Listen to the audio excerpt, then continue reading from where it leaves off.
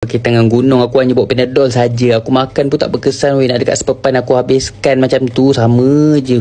Dekat setengah jam aku duduk sini kan sambung lagi jalan. Paksa sikit-sikit lah, tak boleh duduk dalam lama. Tapi masalah yang besar kali ni trek dia Masya Allah memang sangatlah sakit hati. Aku melihatnya cok, kena mendaki naik atas tu sampai ke kerajaan langit ayah pin goblok tak nampak. Sumpah nenek ni koyak sekali cok time ni. Tapi nak buat macam mana, inilah jalan ninja telah aku pilih. Slow-slow aku hiking naik ke atas, pijak batu B2B yang banyak sangat time ni semua kan, jalan sambil pandang bawah ni supaya nampak sopan orang bila tengok. Apa so penat duduk aku rehat jap kat sini termenung jauh dulu kan, tinggi sekali. Bila aku tengok atas tu serius tak nampak masa depan aku, langsung ke atas tu goblok dengan kabus yang tebal lagi time ni.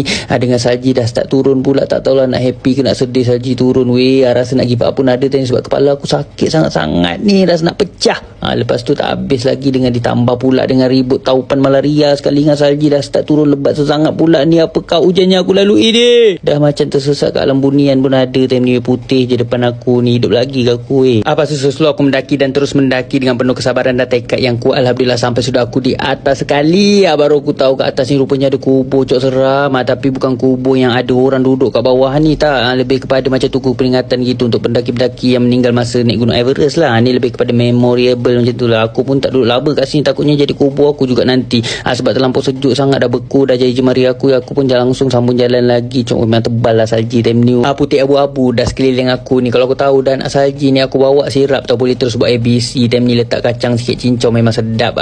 Tapi serius memang sungguh berat sekali hujan nak sampai ke Leboce tu time ni. Tengok keliling ni putih tak nampak apa. Macam white takut juga aku kalau tiba-tiba Yeti keluar kerja daripada belakang, mana sempat aku nak lari goblok. Dan akhirnya lepas mendaki selama 4 jam lebih sampai sudah aku di Leboce. Nak tahu aku tidur mana? Kita sambung lagi dapat yang seterusnya. Jangan lupa untuk bantu follow saya dan tekanlah sebut sekali. Bye bye.